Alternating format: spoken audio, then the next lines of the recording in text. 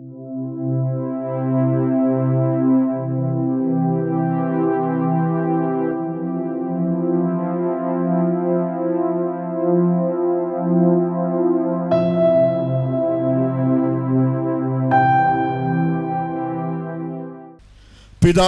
தேவனாலும் கர்த்தராகிய இயேசு கிறிஸ்துவினாலும் கிருபையும் சமாதானமும் உண்டாவதாக. ஆமென். பொதுவாக நம்முடைய வாழ்க்கையில் நோக்கங்கள் நிறைவேறாமலேயே வாழ்க்கை சரித்திரம் முடிந்து போவது வாடிக்கையாயிருக்கிறது. நோக்கங்கள் நிறைவேறவில்லை என்பதற்கு மனிதன் அதிகமாக கவலைப்படுவதில்லை. எப்படியாவது வாழ்ந்தால் போதும், சரித்திரம் முடிந்தால் சரிதான் என்று சராசரி மனிதன் வாழ்கிறான். வாழ்க்கையின் நோக்கம் என்று ஒன்று உண்டு. நமக்கு ஒரு நோக்கம், தேவன் நமக்கு தந்திருக்கிற நோக்கம், மற்றவர்கள் நம்மிடத்தில் எதிர்பார்க்கிற நோக்கங்கள், இவை எல்லாவற்றையும் சுற்றிதான் நம்முடைய வாழ்க்கை நடக்கிறது. தகப்பன் பிள்ளைகளுக்கு சொல்லுகிறான், வருகிற சனிக்கிழமை நாம் சென்னை பட்டணம் போய் எல்லாம் சுற்றி பார்த்து வரலாம் என்று. சனிக்கிழமை வருகிறது, பிள்ளைகள் எல்லாரும் புறப்பட்டு இருக்கிறார்கள். பிரயாணம் கொஞ்சம் தூரம் போனது சென்னை பட்டணத்துக்கு போகாமல் வேறு பாதையிலே செல்கிறது. அப்பா, நாம் சென்னை பட்டணத்துக்கு போகவில்லையா என்றால், இல்லை பிள்ளைகளை, இன்றைக்கு நாம் வேடந்தாங்கல் போகிறோம் என்று. அங்கு போய் பறவைகளை எல்லாம் காட்டி, அந்த பறவை எப்படி இருக்கிறது, இந்த பறவை எப்படி இருக்கிறது என்று பிள்ளைகள் அகமகிழ்ந்து சந்தோஷப்பட்டு பறவையினுடைய நிறம், அவருடைய தன்மை, அதனுடைய எண்ணிக்கை எல்லாவற்றையும் மகிழ்ந்து திரும்பும்போது தகப்பன் கேட்கிறார், சந்தோஷமாக இருக்கிறீர்களா? மெட்ராஸுக்கு எப்போ போவோம்ப்பா? The purpose, அந்த நோக்கம் நிறைவேறவில்லை. சென்னை பட்டணத்துக்கு அப்பா அழைத்து போவதுதானே நம்முடைய நோக்கம். வழியிலே பறவைகளை காட்டி திருப்பி கூட்டி கொண்டு வருகிறாரே. கடற்கரை, மற்ற இடங்கள், இதெல்லாம் பிள்ளையுடைய நோக்கமாக இருந்ததுனாலே சோர்ந்து திரும்புகிறார்கள். பார்த்ததுடைய மகிழ்ச்சி எல்லாம் மறைந்து போகிறது என்றால் நோக்கம் நிறைவேறாததுனால். எதையாவது பார்த்து திரும்பி விட்டோமே என்ற திருப்தி அல்ல, பார்க்க வேண்டியதை பார்க்கவில்லையே என்று. எப்படியாவது வாழ்ந்து முடிய வேண்டும் என்றல்ல, வாழ வேண்டியதற்கு நாம் வாழ வேண்டுமே, அதுதான் வாழ்க்கையின் பிரதானமானது. ஆகவே கிறிஸ்தவ வாழ்க்கையை எப்படியாவது முடிப்பதல்ல. God has given me a purpose for which I strive and live. அந்த நோக்கத்திற்காக நான் பிரயாசப்படுகிறேன், அந்த நோக்கத்திற்காக நான் ஜீவிக்கிறேன். ஆம் பிரியமானவர்களே, ஆகையினால் வாழ்க்கையின் நோக்கங்களை நீங்கள் மறந்துவிடக்கூடாது. எப்போதும் நமக்கென்று ஒரு நோக்கம், ஒரு பர்பஸ் இல்லாமல் நாம் வாழ்ந்துவிடக்கூடாது. பொதுவாக மனிதனுக்கு எதுவுமே செய்ய முடியாத ஒரு நேரம் எதுவென்றால் மரண வேளை. அந்த மரண வேளையில் அவன் மனம் கலங்கி சொல்லுவான், இவைகளையெல்லாம் நான் செய்யாமலே போகிறேனே என்று. ஒரு தகப்பன் தன்னுடைய மரண படுக்கையில் கண்ணீர் விட்டு சொன்னது, என்னுடைய 3வது மகளுக்கு திருமணம் செய்விக்காமல் நான் போகிறேனே, என் கடமையில் தவறிவிட்டேனே என்று கண்ணீர் விட அவர் கண்களை மூடிவிட்டார். அவருடைய இருதயத்தில் ஒரு பெரிய ஏக்கத்தோடு அவருடைய சரீரமும் புதைக்கப்பட்டு விட்டது. அவருடைய ஒரு நோக்கம் நிறைவேறவில்லை என்பது அவருடைய மரண வேளையில் மிகுந்த ஒரு வேதனையாய் அவருக்கு இருந்தது. பிரியமானவர்களே, பொதுவாக நோக்கங்களை நிறைவேற்ற முடியாத நெருக்கமான சூழ்நிலைகள் வரும். கர்த்தருக்காக கொடுத்த வாக்கை நிறைவேற்ற முடியவில்லை, எடுத்த பொறுப்பினை முடிக்க முடியாமல் விலக வேண்டிய நிர்பந்தமான நிலைமை இருக்கும். அப்பொழுதெல்லாம் நினைக்க வேண்டியது, எனக்கு தேவன் கொடுத்த நோக்கம் என்ன, என் வாழ்க்கையில் தேவனுடைய நோக்கம் என்ன. அதை விட்டு விலகி நாம் வேறு ஒன்றை செய்வது நமக்கும் திருப்தியாக இருக்காது, ஆண்டவருக்கும் திருப்தியாக இருக்காது. ஆகையினால் எதையாவது செய்வோம், எதையாவது எப்படியாவது வாழ்வோம், எங்கேயாவது போவோம் என்றல்ல. எங்கு போக வேண்டுமோ அங்கு போக வேண்டும், எதை செய்ய வேண்டுமோ அதை செய்ய வேண்டும், எப்படி வாழ வேண்டுமோ அப்படித்தான் வாழ வேண்டும்.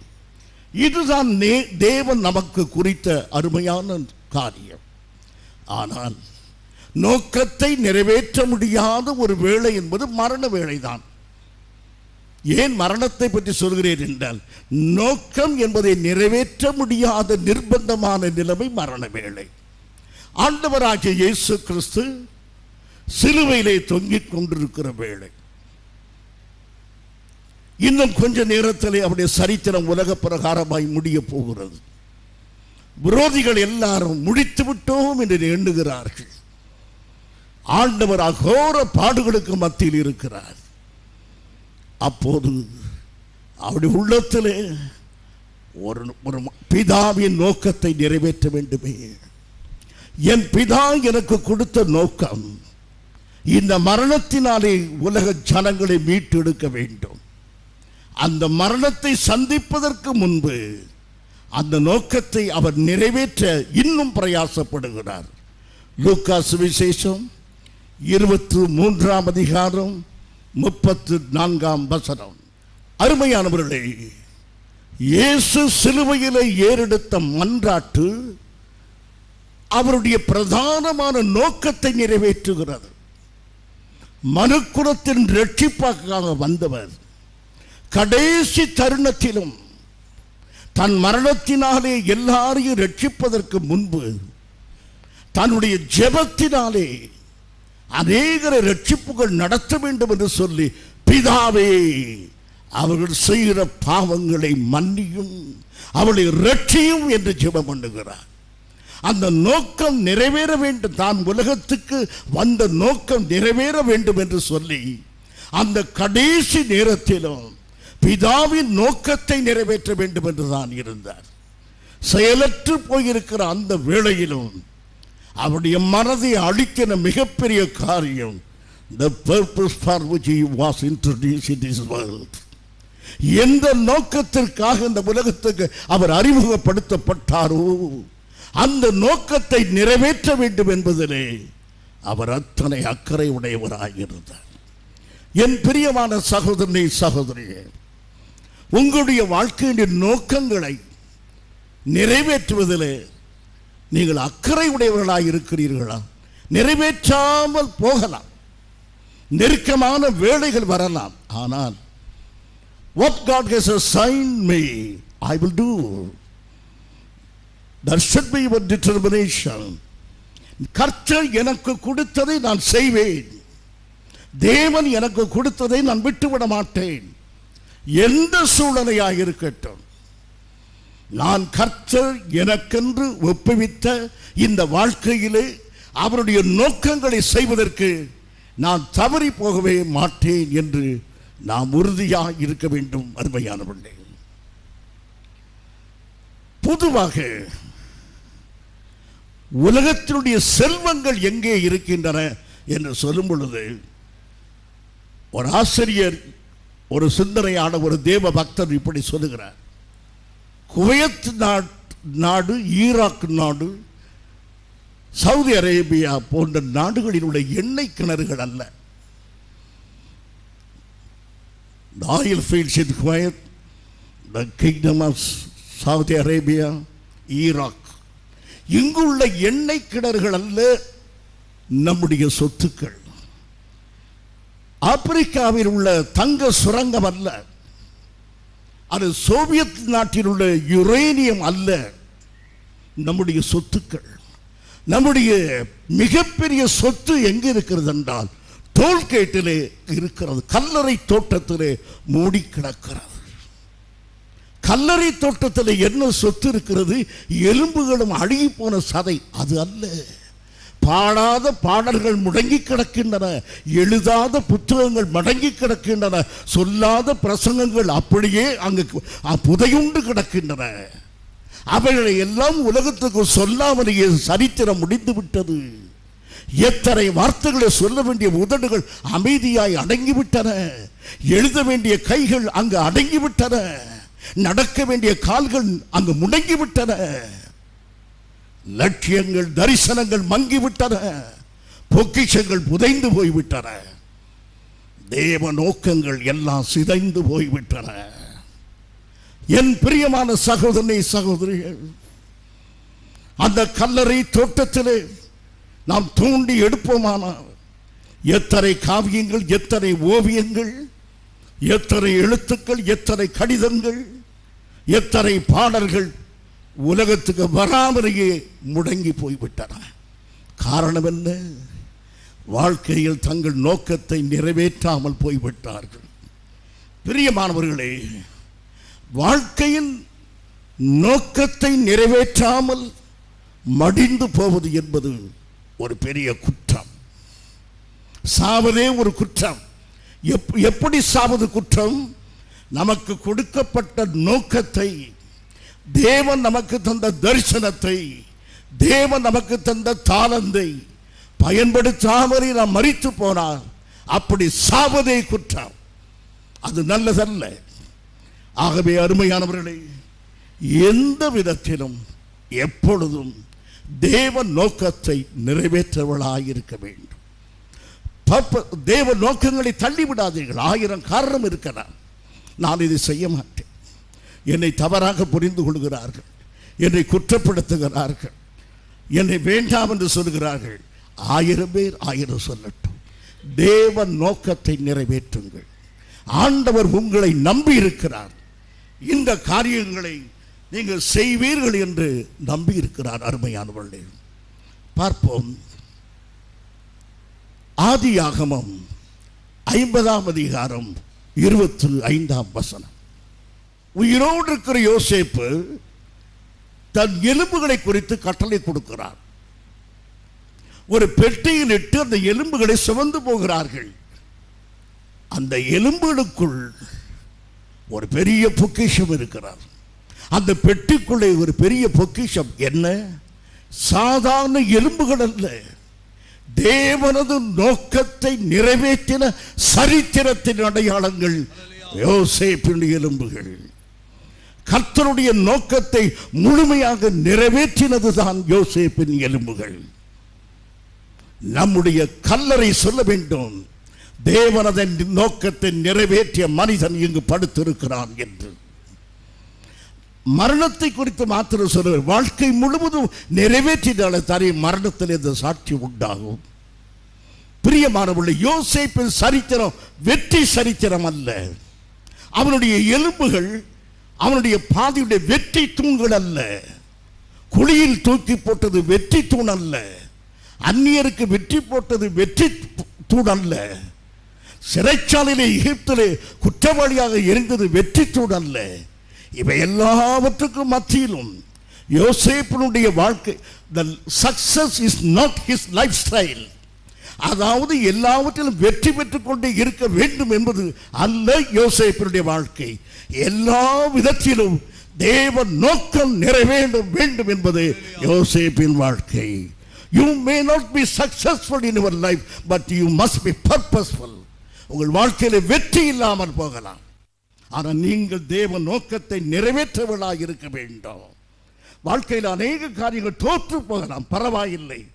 தோல்வியிலே ஒரு ஆறுதல், நான் தேவ நோக்கத்தை நிறைவேற்றுகிறேன் என்று. யோசேப்பு பல சூழ்நிலைகளில் தள்ளப்படும் பொழுதெல்லாம் அவருடைய மனதிலே இப்படியெல்லாம் எனக்கு செய்கிறார்களே என்று தோல்வி பள்ளத்தாக்கிலே அவன் போகவில்லை. உண்மையாகவே அது வெற்றி அல்ல. குழியிலே தள்ளப்படுவது வெற்றியா? வேண்டாம் என்று சகோதரர்கள் தள்ளுவது வெற்றியா? விற்று போடுவது வெற்றியா? ஒரு வீட்டிலே ஒரு பெண் எழுந்து விபசாரக்காரன் என்று குற்றம் சாட்டுவது வெற்றியா? பொய் குற்றச்சாட்டத்துக்கு சிறைச்சாலைக்கு போவது வெற்றியா? இந்த பாதையில் தான் கடந்து வந்தான். ஆனாலும் அவன் சமாதானம் இருக்க காரணம் என்ன? தன்னுடைய வாழ்க்கையில் தேவ நோக்கத்தை நிறைவேற்றுகிறேன் என்றான். என் பிரியமான சகோதரனை சகோதரியை, நீங்கள் வெற்றி பாதைகளில் நடக்காமல் இருக்கலாம், உங்களுக்கு எல்லா காரியங்களும் கைகூடி வராமல் இருக்கலாம். ஆனால் ஒன்று மாத்திரம் நினைவில் வையுங்கள், நான் தேவ சித்தத்தை நிறைவேற்றுகிறேனா, நான் தேவ நோக்கத்தை நிறைவேற்றுகிறேனா என்று உங்கள் மனசாட்சி நீங்கள் தேவ நோக்கத்தை நிறைவேற்றுவதாக சொல்லுமானால் தைரியமாக இருங்கள், கர்த்தர் உங்களோடு கூட இருக்கிறார். ஆதியாகமம் 45ஆம் அதிகாரம் 7ஆம் வசனத்தை வாசியுங்கள். குழியில் தள்ளப்படும் போது ஏன் தள்ளினார் என்று யோசேப்பு, யார் தள்ளினார் என்று யோசேப்பு யோசிக்கவில்லை. விற்று போடும்போது ஏன் விற்று போடுகிறார் என்று யோசிக்கவில்லை. குற்றம் சாட்டும் போது ஏன் குற்றம் யோசிக்கவில்லை. இவைகளுக்கு முன்பு என் கர்த்தர் காட்டின தரிசனம், என் அரிக்கட்டு நிமிர்ந்து நிற்கும் என்று தேவன் காட்டின தரிசனம், அது நிறைவேற வேண்டுமாகையினாலே என் கர்த்தருடைய நோக்கம் நிறைவேறுகிறது என்று சமாதானமாக இருந்தான். ஆகையினால் தான் சொல்லுகிறான், இத்தனை சம்பவங்களை எனக்கு நேரிட்ட காரணம் தேவனது நோக்கமாகிய உங்களை காப்பாற்றும்படி என்னை கர்த்தர் முன்னே அனுப்பினார். ஹல்லேலூயா. ஆகவே நடைபெறுகிற சம்பவங்கள் எல்லாவற்றையும் குறித்து பயப்படாதீர்கள். உங்களை துன்புறுத்துறவர்கள், உங்களுக்கு விரோதமாக எழுந்திருக்கிறவர்கள், அவர்களுக்கு நன்மை செய்யும்படியே நீங்கள் இன்றைக்கு தீமை அனுபவிக்கிறீர்கள். அவருடைய ரட்சிப்பு நிமித்தமாகவே நீங்கள் இப்படி பாடுபடுகிறீர்கள். ஆகையினால் தேவனுடைய நோக்கம் என் வாழ்க்கையிலே நிறைவேறுகிறது என்று நீங்கள் சந்தோஷமாக இருங்கள். அருமையானவர்களே, நீங்கள் இந்த செய்தியை நன்றாக கவனிக்க வேண்டும். எல்லாமே வெற்றியாய் நடக்க வேண்டும் என்று அல்ல, வெற்றியாய் நடக்காமல் போகலாம். வெற்றி என்பது அல்ல வாழ்க்கையின் பெரிய காரியம். என்னுடைய வாழ்க்கையில் தேவ நோக்கம் நிறைவேறுகிறதா என்று. ஆம் பிரியமானவர்களே, யோசேப்புடைய எலும்பு சொல்கிறது, நான் என் வாழ்க்கை வெற்றியோ வெற்றி இல்லையோ நான் தேவ நோக்கத்தை நிறைவேற்றினேன். I have fulfilled Lord's purpose in my life. என்னுடைய வாழ்க்கையில் தேவனுடைய நோக்கத்தை நான் நிறைவேற்றி இருக்கிறேன் என்று இந்த எலும்புகள் தான் சரித்திரத்தை சொல்லுகிறது. பிரியமானவர்களே, போன வாரம், அதாவது நேற்றோடு போன வாரம் முடிந்ததல்லவா, இரவு படுக்கைக்கு போகும்போது சென்ற வாரத்தின் நோக்கத்தை முடித்தீர்களா? கர்த்தருடைய நோக்கம் ஒவ்வொரு நாளும் உங்கள் வாழ்க்கையில நிறைவேறுகிறதா? ஆண்டவர் எதற்காக இந்த புதிய நாளை கொடுத்தாரோ, என்னோடு என்ன பேசியிருக்கிறாரோ, என்னுடைய பிறப்பினுடைய நோக்கம் என்னவோ என்பதை குறித்து நாம் ஜாக்கிரதை உள்ளவர்களாக இருக்கிறோமா? அருமையானவர்களே, நாம் வாசித்த வேத பகுதிக்கு போவதற்கு முன்பு இவையெல்லாம் கவனிப்போம். பரிசுத்த பவுல் இயேசு கிறிஸ்துவினாலே பிடிக்கப்பட்ட உடனேயே அவனுடைய முதல் கேள்வி என்ன கேள்வி கேட்டான்? ஆண்டவரே, நீர் என்ன செய்ய சித்தமாயிருக்கிறீர்? ஆண்டவரே, நான் என்ன செய்ய நீர் சித்தமாயிருக்கிறீர். அதுதானே, நான் என்ன செய்ய வேண்டும், நீர் என்ன செய்ய போகிறீர் என்றால், நான் என்ன செய்ய வேண்டும் என்று நீர் சித்தமாயிருக்கிறீர். அப்படியானால் என்னை குறித்து உம்முடைய நோக்கம் என்ன? What is the purpose of my life? என்னுடைய வாழ்க்கையின் நோக்கம் என்ன? என்னை பிடித்ததின் நோக்கம் என்ன? பிரியமானவர்களே, நாம் கிறிஸ்துவை ஏற்றுக்கொண்டதின் நோக்கம் என்ன? அப்போஸ்தலனாகிய பவுலுக்கு சொல்லியிருக்கிறார், நோக்கத்தை சொல்லியிருக்கிறார்.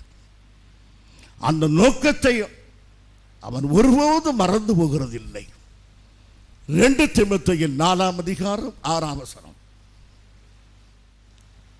நான் இந்த சரீரத்தை விட்டு பிரிகிற காலம் வந்திருக்கு சொல்லும் பொழுது நான் என்ன அவர் என்ன சொல்கிறார்?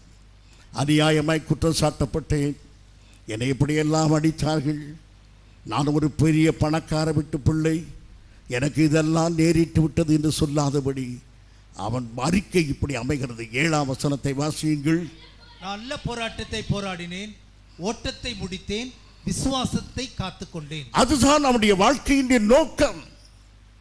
என்னுடைய ஓட்டத்தை நான் கிறிஸ்து இயேசுவுக்குள் நான் வெற்றியாக முடித்தேன் என்று சொல்ல காரணம், அது முழுவதும் தேவ நோக்கத்தை கொண்டு நடத்தினபடியினால். பிரியமானவர்களே, அநேகருடைய வாழ்க்கை 70 வயது 75 80 ஆகிறது. சந்தோஷமாக இருக்கிறீர்களா? I am not happy brother, I am not happy. ஏன் சந்தோஷம் இல்லை? வாழ்க்கையில் ஒரு திருப்தியே இல்லை. ஏன் திருப்தி இல்லை? நிறைய சம்பளம் வாங்கினார், பெரிய உத்தியோகத்தில் இருந்தார். அவருடைய ஆத்துமா கலங்க காரணம் என்ன? தேவ நோக்கத்தை அவர் நிறைவேற்றவே இல்லை. அந்த ஆத்துமா இப்போது கலங்குகிறது. எவ்வளவு சம்பளம் வாங்குகிறோம் என்றல்ல, அந்த வேலையில் நான் எனக்கு என்னுடைய நோக்கத்தை நிறைவேற்றுகிறேனா? கர்த்தர் உலகெங்குமே பிரசங்கம் பண்ணு, வேதத்தை விளக்கி சொல், காணிக்கை கொடு, இது மாத்திரமல்ல, நாம் கற்ற கல்வியிலும் அவருடைய நோக்கம் இருக்கிறது. You may be a computer software engineer, but God has a purpose in you. உன்னுடைய வேலையில் கர்த்தர் ஒரு நோக்கத்தை வைத்திருக்கிறார். அந்த சாஃப்ட்வேரில் நீ ஈடுபடும் பொழுது தேவனுடைய நோக்கம் நிறைவேற வேண்டும். ஒரு டீச்சராக இருக்கலாம், கற்றுக் கொடுக்கிற அந்த பணியிலேயே தேவ நோக்கம் நிறைவேற வேண்டும். தேவ நோக்கம் நிறைவேறாமல், கர்த்தர் கொடுத்த லட்சியங்கள் நிறைவேறாமலேயே சம்பளத்துக்காக மாத்திரம் வேலை செய்து கொண்டே இருப்போமானால் வாழ்க்கையில் ஏமாற்றமும் வருத்தம் அடைந்து விடுகிறோம். பிரியமானவர்களே, இன்றைக்கு கொஞ்சம் பார்ப்பீர்களானால், சரித்திரத்தை பார்ப்பீர்களானால், ரிட்டையர்மெண்ட் வந்த உடனேயே 2 அல்லது 3 ஆண்டுகளுக்குள் மரித்து போகிறார்கள். வேலை செய்யும் போதெல்லாம் மரிக்கவில்லை, ஓய்வு என்று சொல்லும்போது மரித்து விட்டார்கள். காரணம் என்ன? அவர்கள் எண்ணிக்கொண்டார்கள், இந்த வேலை முடிந்ததினாலே என்னுடைய வாழ்க்கை நோக்கமும் முடிந்து விட்டது. நோக்கம், the purpose, இந்த வேலைதான் என்னுடைய நோக்கம். வேலைக்குள் நோக்கம் இருக்கிறதே தவிர வேலையே நோக்கம் அல்ல. வேலைக்குள் நோக்கம் இருக்கிறது. நீங்கள் செய்கிற ஒவ்வொரு காரியத்துக்குள்ளும் தேவ நோக்கம் இருக்கிறது. நீங்கள் செய்யும் காரியமே நோக்கம் அல்ல. ஒவ்வொரு காரியத்திலும் மனைவியாய் இருந்தால் மனைவியாய் வாழும்போது அதில் ஒரு நோக்கம், கணவனாய் வாழும்போது கணவன் என்ற வாழ்க்கையில் ஒரு நோக்கம், பிள்ளைகளாய் இருக்கிற உங்கள் மாணவர்களாய் எந்த நிலைமையில் மாணவராக இருந்தாலும் சரி, உங்களுக்கு ஒரு நோக்கம் இருக்கிறது. ஆகவே நோக்கத்தை நிறைவேற்றுவதிலே நாம் எப்போதும் அக்கறை உடையவர்களாக இருக்க வேண்டும். பிரியமானவர்களே, பரிசுத்த பவுல் அவரை அழைக்கும் போது அவருடைய நோக்கத்தை கர்த்தர் சொல்லி இருக்கிறார். பிரியமானவர்களே, நீங்கள் எல்லாம் ஏன் ஞானஸ்நானம் எடுத்தீர்கள்? நானா? தீராத வயிற்று வலி, ஞானஸ்நானம் எடுத்தா வயிற்று வலி போகும்னு சொன்னாங்க, அதனால தான் ஞானஸ்நானம் எடுத்தேன். வயிற்று வலி போச்சுதான். எடுத்த நாளிலிருந்து கூடத்தான் ஆச்சு தவிர குறையவே இல்லை. ஞானஸ்நானம் வியாதிக்காக கொடுக்கப்படுகிறது அல்ல, உலக பிரச்சனைக்கல்ல ஞானஸ்நானம். ஆவிக்குரிய காரியத்தின் ஞானஸ்நானம் எதற்கு? புதிதான ஜீவன் உள்ளவர்களாய் நடந்து கொள்ளும்படி, புதிதான ஜீவன். ஆகவே ஒவ்வொரு ஆவிக்குரிய காரியத்திலும் தேவ நோக்கத்தை பற்றி பிடிக்க வேண்டுமே தவிர ஞானஸ்நானத்தை பற்றி பிடிக்க கூடாது. ஞானஸ்நானத்தை மாத்திரம் பற்றி பிடித்தால் சடங்காச்சாரம், தண்ணியை பற்றி பிடிக்கிறோம். ஞானஸ்நானம் ஏன் எடுக்கிறோம்? புதிதான, சொல்லுங்கள், ஜீவன் உள்ளவர்களாய் நடந்து கொள்ளும்படி. புதிய ஜீவனை நான் நடந்து கொள்ளாவிட்டால் ஞானஸ்நானத்துடைய நோக்கம் நம்முடைய வாழ்க்கையில் நிறைவேறவே இல்லை. ஏறக்குறைய ஞானஸ்நானம் எடுக்காதவர்களாகவே நாம் இருக்கிறோம். ஆகையினால் நோக்கங்களை எப்போதும் மனதில் வைத்துக் கொள்ள வேண்டும். அப்போஸ்தலனாகிய பவுலை ஊழியத்துக்கு அழைக்கும் போது அந்த நோக்கத்தை பார்க்கிறோம். இப்பொழுது அப்போஸ்தலர் நடபடிகள் 9ஆம் அதிகாரம் 16ஆம் வசனம். என் நாமத்தின் நிமித்தம் எவ்வளவாய் பாடுபட வேண்டும். ஆகவே அழைக்கும் போதே தேவன் சொல்லிவிட்டார், இயேசு உன்னை அழைக்கிறார், இனி உனக்கு கஷ்டமே இல்லை. இயேசு உன்னை அழைக்கிறார், இனி துன்பங்களே இல்லை.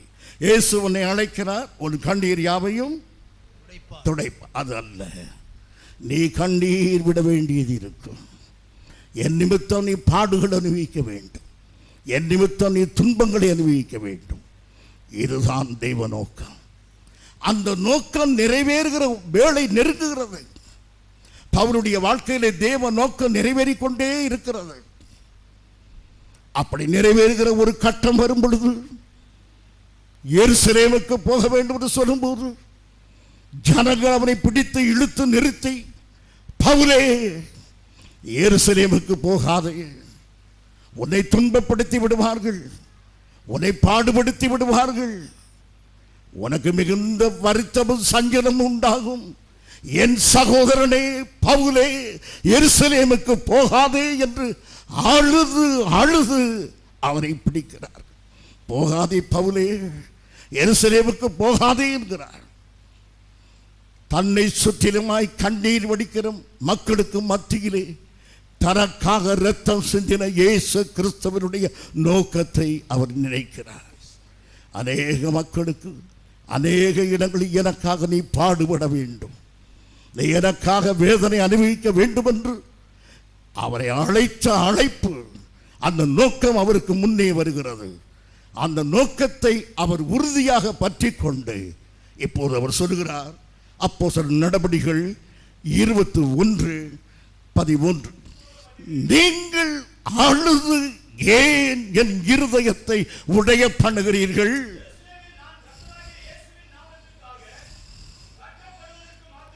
கட்டப்படுவதற்கு மாத்திரமல்ல, மரிப்பதற்கு ஆயத்தமாயிருக்கிறேன். ஹல்லேலூயா. அதுதான் தேவ நோக்கம். நான் தேவ நோக்கத்தை தூர எரிந்து வாழ்வதை விட என் மரணமானது தேவ நோக்கத்தை நிறைவேற்றுமானால் என் வாழ்க்கையை விட என் மரணமே எனக்கு லாபம். கிறிஸ்து எனக்கு ஜீவன், சாவு எனக்கு ஆதாயம் என்றான் பரிசுத்த பவுல். ஏனென்றால் தேவ நோக்கத்தை அவன் மரணம் நிறைவேற்றுகிறபடியினான். இந்த உலகத்தில் நாம் எல்லாரும் மரிக்க வேண்டும். இயேசு தாமதப்பட்டால் நம்முடைய மரணம் பரிதாபமாக இருக்கக்கூடாது, நம்முடைய மரணம் பரிகாசத்துக்குரியதாக இருக்கக்கூடாது. நம்முடைய மரணம் ஜனங்கள் எல்லாம் பரிதாபப்பட்டு ஐயோ இப்படி மரித்து போனார் இருக்கக்கூடாது. தேவநாம மகிமைக்காக மரிக்க வேண்டும், தேவ நோக்கம் நிறைவேறுபடியாய் மரிக்க வேண்டும். அப்படித்தான் நம்முடைய ஜீவன் பிரிய வேண்டும் அருமையானவர்களே. ஆகவே வாழ்நாள் முழுவதும் தேவ நோக்கம் தேவ நோக்கம் என்று நாம் வாழ்ந்திருப்போமானால் கடைசியாக தேவனுடைய நோக்கம் நிறைவேறும்படியாகவே நம்முடைய ஜீவனும் பிரியும்படியாக இருக்கும் அருமையானவர்களே. இவ்விதமாக பரிசுத்த பவுல் தமஸ்கு பட்டணத்துக்கு போவதற்கு முன்பு மரித்து போயிருந்தால் என்ன நடந்திருக்கும்? God's kingdom would have lost a champion, gospel champion. இயேசு கிறிஸ்துவினுடைய ராஜ்யமானது சத்தியத்துக்கு உத்தூடாக நிற்கிற ஒரு மாபெரும் மனிதனாகிய பவுலை இழந்து போயிருக்கும். கொலோசியர், எபேசியர், பிலிப்பியர் இந்த நிருபங்கள் ஒன்றும் நமக்கு கிடைத்திருக்காது. எல்லாமே கல்லறையிலே முடங்கி கிடந்திருக்கும். தேவ நோக்கம் நிறைவேறுவதற்கு இந்த மனிதன் தன்னை ஒப்பு கொடுத்ததுனாலே ஒரு தேவன் நோக்கத்தின் நிறைவேறுதலுக்குள்ளாக நாம் எல்லாரும் ஆசீர்வதிக்கப்பட்டிருக்கிறோம். ஆகவே பிரியமானவர்களே, உங்களுக்கு ஒரு திறமை, எபிலிட்டி, ஒரு சக்தி இருந்து அந்த சக்தியை பயன்படுத்தாமலேயே நாம் மரித்து போவதாக இருக்குமானால் that to die with ability is irresponsible. அது பொறுப்பற்ற தன்மை. அப்படி சாகும்போது கர்த்தர் பொறுப்பற்றவன் என்று சொல்லுவார். நாம் சொல்லுவோம் ஐயோ மரித்து போனார், உடனே வசனம் எழுதி விடுவோம். நல்ல போராட்டத்தை போராடினார், ஓட்டத்தை முடித்தார். எல்லாருக்கும் எழுதுவோம், யாருக்கும் அந்த வசனம் எழுதிடுவோம். நல்ல போராட்டத்தை போராடினார், ஓட்டத்தை முடித்தார் என்று. ஒரு பரிசுத்தவானாக இருந்தும் தேவ நோக்கத்தை நிறைவேற்றாமலேயே மரிப்பானால் கர்த்தர் எழுதுவார் his death is irresponsible, பொறுப்பற்றவனாய் இறந்து போனானே என்று.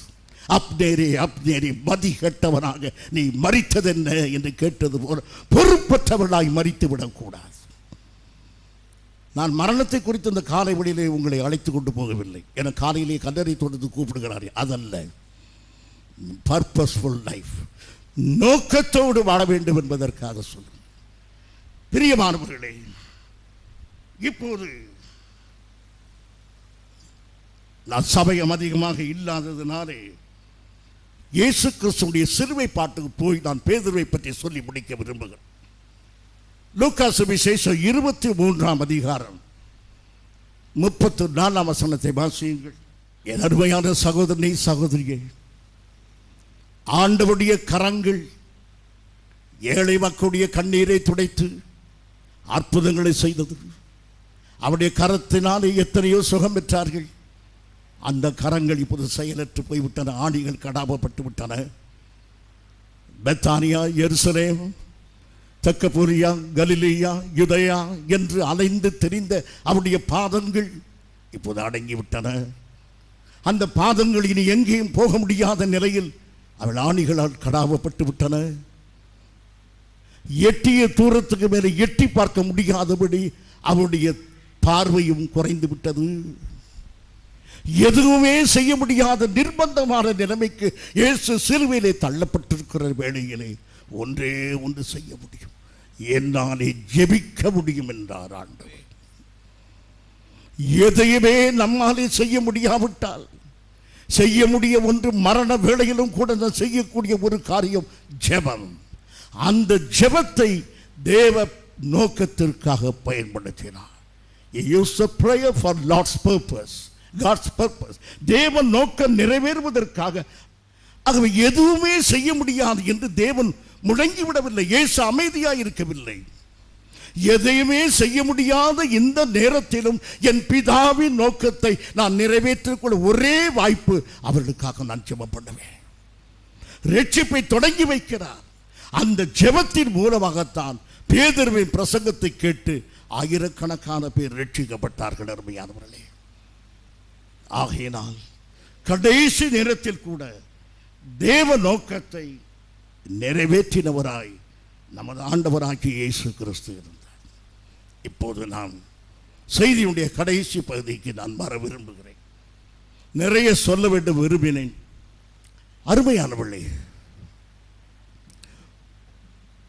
ஒரு வீட்டு வாசலிலே ஒரு வீட்டின் பின்பக்கத்தில் பேக்யார்டில் ஒரு அருமையான கல் கிடக்கிறது. அது அருமையான கல் அல்ல, சாதாரண ஒரு கல். அது மீது ஒரு நாய் படுத்திருக்கிறது. நாய் படுத்திருக்கிற கல் எவ்வளவு சுத்தமாக இருக்கும்.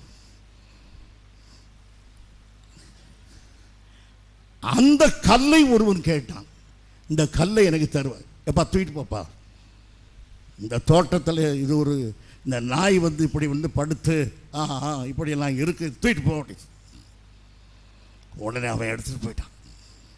கொஞ்ச நாள் கழித்து இவரை பார்க்க வருகிறான். என் வீட்டுக்கு வாருங்கள் என்று. ஏன் என்று, நீ வீட்டுக்கு வாருங்கள் என்று. அங்கு போனால் அழகான ஒரு பறவை கல்லிலே செய்யப்பட்டிருக்கிறார். மிக அருமையாக இருந்தது. இவன் கேட்கிறான், இந்த பறவை எங்கிருந்து வந்தது? உன் வீட்டு பின்புறம் இருந்து வந்தது. எப்படி என்ற, உன் வீட்டு பின்னாலே கிடந்ததே, நாய் படுத்து கிடந்ததே ஒரு கல். அந்த கல்லைத்தான் நான் எடுத்தேன். இந்த கல் சிற்பம் செய்வதற்கு ஏற்றது என்று என் கண் கண்டது. ஆகவே அதை தூக்கி கொண்டு வந்து இந்த சிற்பத்தை செய்தேன். நன்றாக இருக்கிறது, மிக அருமையாக இருக்கிறது. எனக்கு ஒரு சாதாரண கல்லாக தெரிந்தது. ஐ saw the purpose. நான் தேவ நோக்கத்தை பார்த்தேன்.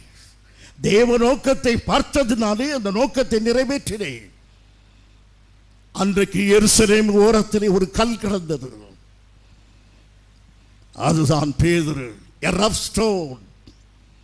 ஒரு கல்லானது அங்கு கிடக்கிறது. யோவான் சுவிசேஷம் 1 அதிகாரம் 41 வசனம். கேபா எனப்படுவாய். கேபா என்றால் பாறை என்று அர்த்தம். ஆகவே நீ பாறை என்று அழைக்கப்படுவாய் என்று. ஆகவே பேதுரு அங்க கிடக்கிற ஒரு சாதாரண கல். கர்த்தர் அதை எடுத்து அவருடைய தரிசனத்தின்படி இது அருமையான ஒரு கல். இந்த கல்லிலே அவர் ஒரு சிற்பத்தை உருவாக்க விரும்புகிறார். சாதாரணமாக a rough man was Peter on the Galilean shore. Galilee கடற்கரையிலே சாதாரணமாய் நடந்து போகிற மீனவன் அந்த ரஃப் ஸ்டோன், அந்த கரடு முரடான கல்லிலே ஒரு சிற்பத்தை கண்டான். the mighty apostle of Jesus. இயேசு கிறிஸ்துவுக்குள் வல்லமை உள்ள அப்போஸ்தலரை அவர் கண்டார். பிரியமானவர்களே, உங்கள் பிள்ளைகளை நீங்கள் பார்க்கும்போது எப்படி பார்க்கிறீர்கள்? உங்கள் பிள்ளைகளை பார்க்கும்போது எப்படி பார்க்கிறீர்கள்? இது உருப்படவே உருப்படாது. இது ஏன் தான் வந்து பிறந்ததோ இந்த சங்கீதம் பாடிக்கொண்டிருக்கிறீர்களோ? பிள்ளைகளை நீங்கள் எப்படி பார்க்கிறீர்கள்? ஒரு தேவ ஊழியக்காரனாக வருவான் என்று பார்க்க முடிகிறதா?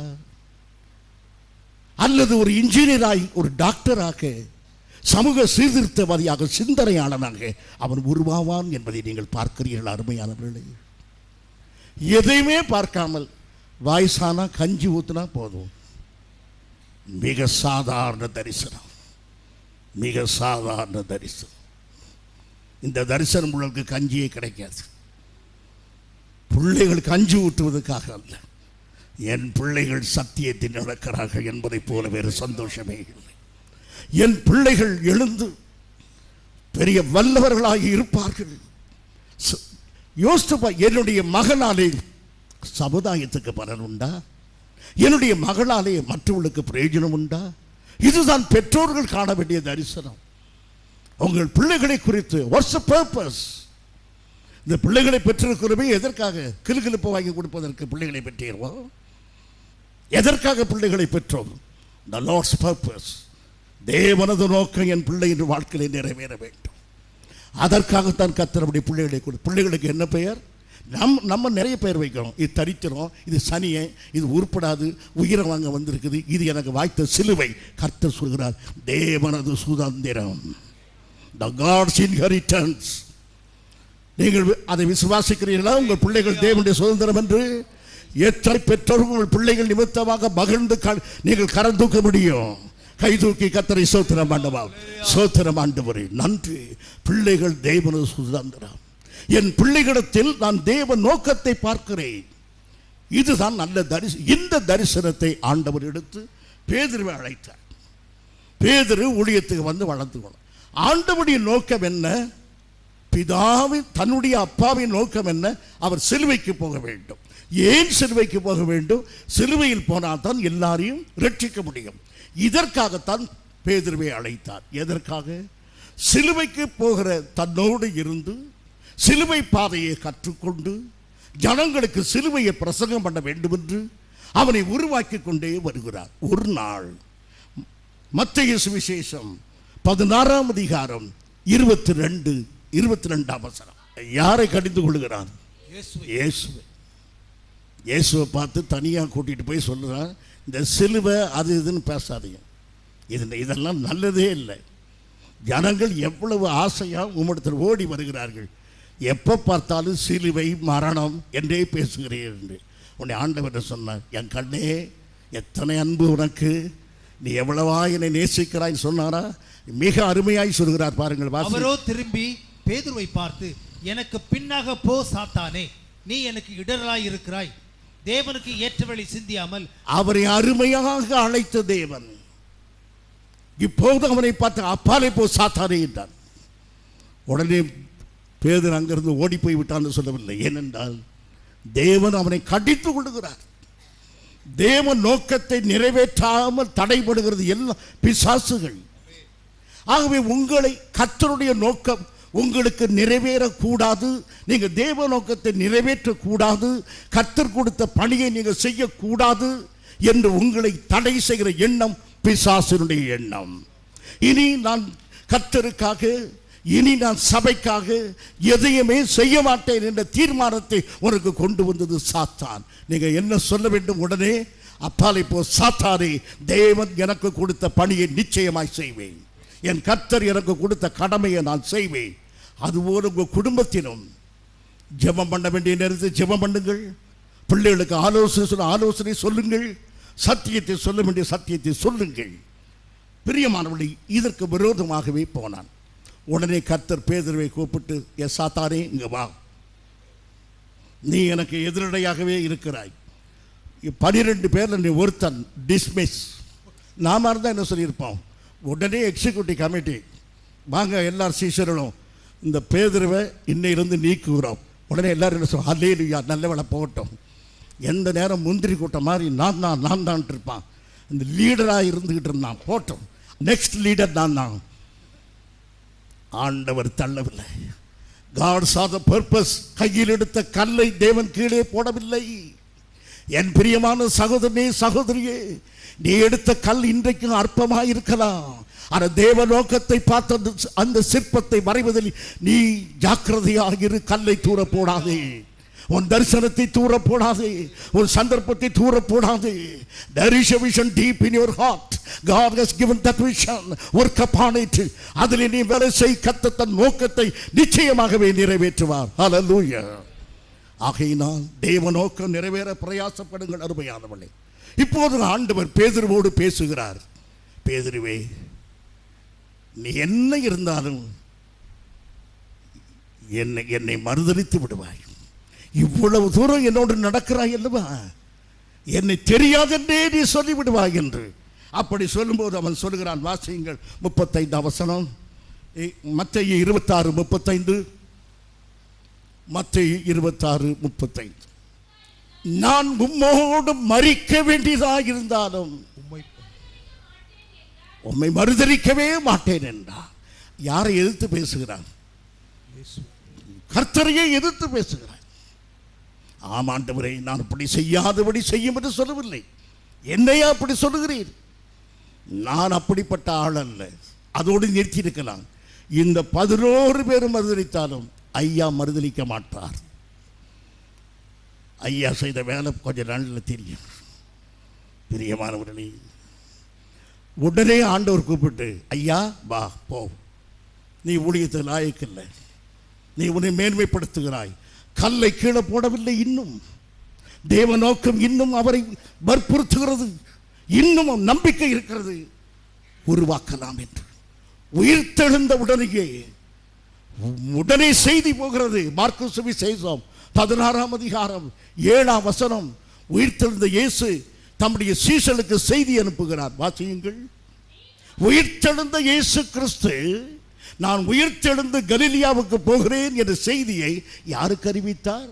அவருடைய சீஷர்களுக்கும் பேதுருவுக்கும். ஏன் பேதுருவுக்கு தனி செய்தி? மறுதலித்த அவர் மீது உள்ள அன்பு. இன்னும் தேவ நோக்கம் அவரை வற்புறுத்துகிறது.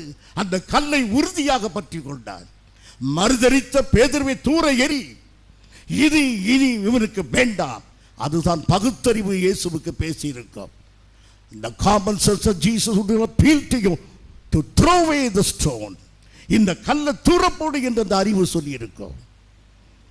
ஆனால் ஆத்துமப்பார், the soul burden, உறுதியாக பற்றி கொண்டது. A special message to Peter. பேதுருவை உருவாக்குவதற்கு தனி செய்தி. என் பிரியமான சகோதரனே சகோதரி, நீ மனம் நொந்து ஜெபம் பண்ண மாட்டேன், இனி கர்த்தரை தேட மாட்டேன் என்றெல்லாம் நீ புலம்பினதுனாலே உனக்கு என்ன பலன்? கர்த்தர் உன்னை இன்னும் நேசிக்கிறார். இன்னும் உனக்கு கர்த்தர் கிருபைகளை தருகிறார். உன் மீது உள்ள நம்பிக்கை அவர் முறிக்கவில்லை. உன்னிடத்தில் தேவன் வைத்த நோக்கத்தை இன்னும் அவர் பிடிவாதமாக இருக்கிறார். உன்னை உருவாக்கி விடலாம் என்று. ஆம் பிரியமானவர்களே, இப்போது அவனுடைய வாழ்க்கையில் மிக மோசமான ஒரு நிலைமை வருகிறது. அருமையானவர்களே, மீன் பிடிக்க போகிறான். எல்லா அழைப்புக்கும் பிறகு, இயேசு உயிர்த்தெழுந்த பிறகு, இயேசு முழுவதும் நம்பி இருக்கிறார். யாரை? பேதுருவை. இதுதான் என்னுடைய ஊழிய கூட்டத்துக்கு தலைவன், என்னுடைய காரியங்களை நிறைவேற்றுவான், ஒரு பாறையாக விளங்குவான் என்று அவன் நம்பிக்கை வைத்து அவனிடத்தில் தன் நோக்கம் நிறைவேறும் என்று எண்ணும் பொழுது கலிலியாவிலே தன்னை வந்து சந்திப்பான் என்று ஆவலாயிருக்கிற கர்த்தர். God was inviting Peter on the shore of Galilee. அவன் வருவான் என்று ஆவலோடு இருக்கிறார். பேதுரு வரவில்லை. Never did he turn up. அவன் அங்கு வரவே இல்லை. என்ன செய்கிறான் பாருங்கள். யோவான் சுவிசேஷம் 21ஆம் அதிகாரம்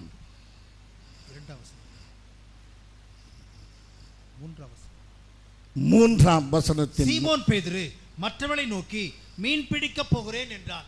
மீன் பிடிக்க போகிறேன் என்றான். பாருங்கள், அழைப்பை எல்லாம் விட்டு விட்டான். தூர எரிந்து விட்டு மீன் பிடிக்க போகிறான். பழைய இது போதும். இயேசு கிறிஸ்துவுக்கு ஒரு வார்த்தை சொல்ல வேண்டும். என்ன வார்த்தை சொல்லணும்? Dismiss him. அவனை தள்ளு. இதுக்கு மேலே பிரயோஜனம் இல்லை. நீங்களாக இருந்தால் நீங்களும் நானும் இயேசு கூட இருந்து இயேசு நம்ம பார்த்து என்ன செய்யலான்னு கேட்டால் என்ன சொல்லியிருப்பீங்க? நாங்கள் அப்போவே சொன்னோம், நீ கேட்கவே இல்லை, இப்போவாது செய்யும், தூர போடுவோம் அவனை, அவன் வரவே கூடாது. இன்னொன்று சொல்லுவோம், வாய் விட்டு சொல்லுவோம், அவன் வந்தால் நாங்கள் வர மாட்டோம்.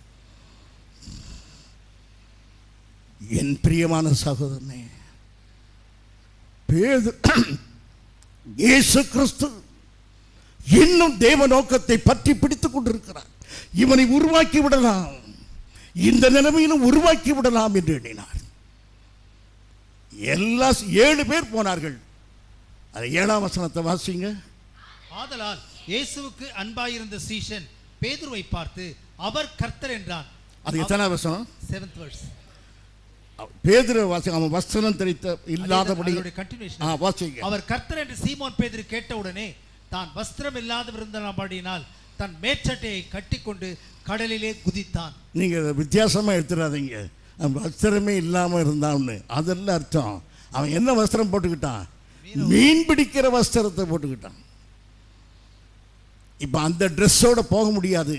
ஆண்டவர் பாப்பார், ஓ இந்த ட்ரெஸ்ஸே போட்டியா? ஆள் மீன் பிடிக்க போக மாத்திரமில்லை, தன்னையே மாற்றிக்கொண்டான். யாராக மாற்றிக்கொண்டா? மீனவராக மாற்றி அந்த ட்ரெஸ்ஸை போட்டு போய். ஆகவே இப்போ அவர் படகோட்டி போயிட்டார், அந்த ட்ரெஸ்ஸில் போயிட்டார். ஆண்டவர் பார்த்தார், மீனவராகவே மாறிவிட்டார். மற்ற சீசன்ல ட்ரெஸ் எல்லாம் மாற்றலை, எந்த ட்ரெஸ் தான் இருக்காங்க. சீசராக இருக்கும்போது எப்படி இவர் மாத்திரம்தான் ட்ரெஸ்ஸை மாற்றினது. என்ன அர்த்தம்னா, இனி நான் மீன் பிடிக்கத்தான் போவேன் என்று கம்ப்ளீட்டாக தன்னை மாற்றிய பிறகு, அதற்கு பிறகும் கர்த்தர் அவரை உருவாக்க நினைக்கிற பர்பஸ் ஆஃப் காட், தேவனுடைய நோக்கம் கிறிஸ்துவுக்குள் இன்னும் இருக்கிறது. இவனை நான் இன்னும் உருவாக்குவேன். பிரியமானவர்களே, எத்தனை நம்பிக்கை உடையவராய் நம்ம ஆண்டவராகிய இயேசு கிறிஸ்து அவன் அப்படித்தான் அவனை அழைத்து அழைத்து கடைசியாக 19ஆம் வசனத்தை வாசியுங்கள். இன்ன விதமான மரணத்தினாலே அவன் தேவனை மகிமைப்படுத்த போகிறான் என்பதை, அவன் தேவனை மகிமைப்படுத்த போகிறான் என்று குறிக்கும்படியாக இப்படி சொன்னார். பிரியமானவர்களே, அவன் வாழ்க்கையில் வார்த்தையினாலே தேவனை மகிமைப்படுத்தவில்லை, அழைப்பிலே மகிமைப்படுத்த தவறி போனான், உழைப்பிலே அவரை மகிமைப்படுத்த தவறி போனான். தேவனுடைய நோக்கங்கள் எல்லாம் தோல்வி அடைந்து கொண்டே போகிறது. Peter was not at all a successful man. பேதுரு வெற்றி உள்ள மனிதன் அல்ல. Success was not his lifestyle. வெற்றி என்பது அவனுடைய வாழ்க்கையினுடைய அமைப்பு அல்ல. ஆனால் பேதுரு மரித்த பிறகு அந்த கல்லறை மீது எழுதப்படுவானால் இந்த வார்த்தை எழுதப்பட்டிருக்கும், தேவன் நோக்கத்தை தன் மரணத்திலே நிறைவேற்றிய மாபெரும் மனிதன். ஆகவே பிரியமானவர்களே, நம்முடைய வாழ்க்கையில் எவ்வளவு தோல்விகள் இருக்கலாம், தோல்விகள் வரத்தான் செய்யும். ஆனால் நாம் தேவன் நோக்கத்தை நிறைவேற்றுகிறோமா என்பதுதான். The failure is not the absence of success. அதாவது வெற்றி இல்லை என்பது தோல்வி அல்ல, நாம் இன்னும் முயற்சிக்காமல் இருப்பதே தோல்வி. ஆகவே தொடர்ந்து பிரயாசப்படுவோம். பரிசுத்தமாக இருப்பது தேவ நோக்கம், விசுவாசமாக இருப்பது தேவ நோக்கம். ஆகையினால் இந்த அருமையான கல்லானது இப்போது உருவாக்கப்பட்டு பெரிய அப்போஸ்தலனாகிய சிற்பமாக நமக்கு முன்பு காலத்தினால் அழியாத ஒரு சிற்பமாக நமக்கு நிற்கிறது. அந்த சிற்பம் பேசுகிறது, I was not a successful man, but always I was purposeful. நான் எப்போதும் தேவ நோக்கத்தை நிறைவேற்றுகிறவனாக இருந்தேன் என்று. நீங்கள் என்ன தீர்மானம் செய்ய போகிறீர்கள்? அறுவழி வெற்றி வெற்றி வெற்றி என்று ஓடாதபடி தேவ நோக்கம் தேவ நோக்கம் தேவ நோக்கம் என்று ஓடுங்கள். கர்த்தர் உங்களோடு கூட இருப்பார். ஆமென். நாம் ஜெபம் பண்ணுவோம். ஸ்தோத்திரம் ஆண்டவரே, நன்றி கர்த்தாவே, நன்றியோடு மை துதிக்கிறோம், நன்றியோடு மை துதிக்கிறோம், நன்றியோடு மை துதிக்கிறோம், நன்றியோடு மை துதிக்கிறோம், நன்றியோடு மை துதிக்கிறோம். உங்களை எத்தனை பேர் இந்த செய்தியினாலே இன்றைக்கு ஆசீர்வதிக்கப்பட்டீர்கள்? ஹல்லேலூயா. ஸ்தோத்திரம் ஆண்டவரே, ஸ்தோத்திரம் கர்த்தாவே, நன்றி ராஜா, நன்றி. வாழ்க்கையில் வெற்றி உண்டாகிறதா என்பது அல்ல முக்கியம், என் வாழ்க்கையில் தேவ நோக்கம் நிறைவேறுகிறதா என்று. ஆகவே ஆழமாக எழுதிக் கொள்ளுங்கள். The success is not my lifestyle, purpose is my lifestyle. தேவ நோக்கத்தை நிறைவேற்றுவதே என் வாழ்க்கை. நான் வறுமையில் இருக்கலாம், கண்ணீரில் இருக்கலாம், வேதனையில் இருக்கலாம், தோல்வியில் இருக்கலாம், தேவ நோக்கத்தை நான் நிறைவேற்றுகிறேனா என்பதே முக்கியம். கர்த்தருடைய நோக்கத்தை நிறைவேற்றுகிற மனிதனாய் மனுஷியா இருப்பேன் என்று தீர்மானம் பண்ணி கரவுயர்த்தி கர்த்தரை ஸ்தோத்திரம் பண்ணுவோம். ஹல்லேலூயா. ஸ்தோத்திரம் ஆண்டவரே, ஸ்தோத்திரம் ஆண்டவரே, ஸ்தோத்திரம் ஆண்டவரே, ஸ்தோத்திரம் ஆண்டவரே. நன்றி நன்றி நன்றி நன்றி ஆண்டவரே, நன்றி.